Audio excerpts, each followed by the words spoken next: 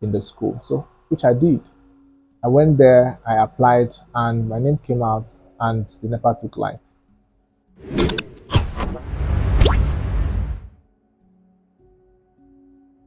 So, in a few minutes, I'm going to share with you a brief story of how I got into Nigerian University. Like, it was an interesting moment for me. First of all, I wrote WAEC, and I think there were a few courses I didn't get, a few subjects I didn't get because I was looking for a particular course, right? A particular course in which you know how it works. For some of you that were, that were lucky to jump in the first time, so we weren't that lucky. So I wrote that.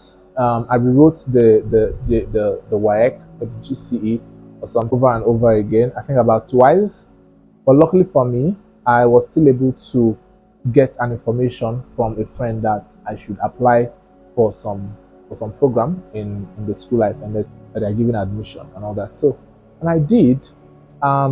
Very night before I went to school, I spoke to my dad about it, and he did some expenses initially that affected a lot of things in the house financially. And he told me that he doesn't have the money right now to fund whatever it is I need academically at the moment.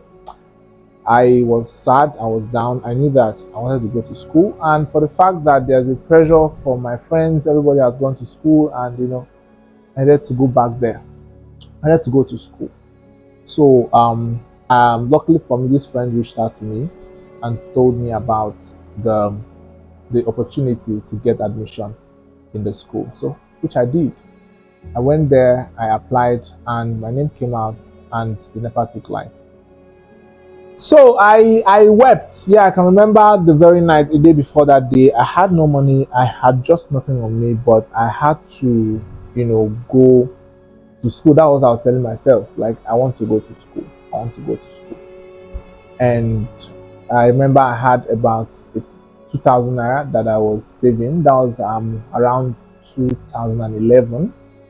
I was saving for over a long time. So it was a lot of money. Trust me, 2,000 naira at that time. Come on.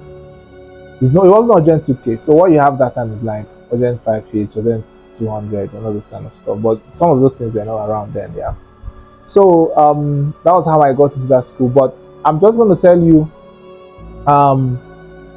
I carried. I think I had just one box then. I had just one box. Wasn't a box. Yeah, it was a small bag which I put about 2-3 clothes inside, and white and black I was told to bring because that was what the department was wearing. So I got to the school park. I left where I was living. I went to the school park, and guess what happened? I was blown away. I've only been in the university environment before. Everywhere was so big.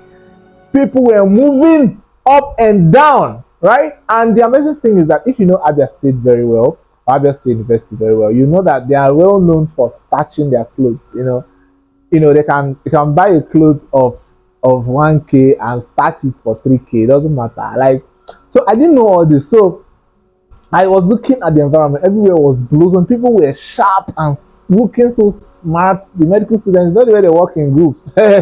You'll be intimidated. Then the law students, the med lab students, it was just an impressive thing to look like. The only guys that I wasn't ever impressed with were the architecture students. They always wear designer shirts with tie. I don't know who taught them all that. Even till now, they still do. So that was how I was in the car park waiting for my friend, seeing all these things going on in my head. I was like, God, how am I going to survive in this place? What's going on? I was completely lost. I was lost. So I told my friend, to come and pick me up in the park. And, we met up. I started asking a lot of questions, plenty of questions that very day. I'm very sure that if I was like jammed, he would have failed all the questions because I asked even the things I'm supposed to ask because of how overwhelmed I was. And another thing he helped me to do was, to calm me down, right? And let me understand how the system works. After some time, I'm going to understand and get things clearer even more. It's true because I got to get more balanced in the school. Did the best I could in the school and graduated well. So the rest is history. But for that, there are sometimes we feel very lost. all right, in the midst of a place where you've been before or a place you've not been before, right? And when things are happening so fast, you're seeing people blossoming, all those things. You really don't get to put your hands on it like that, because you don't know exactly what is happening or what is working like that, because you think where you are right now, you can't really do much because you really don't know much. People are moving faster, seem to be moving faster than you at the moment. So it's something to think about.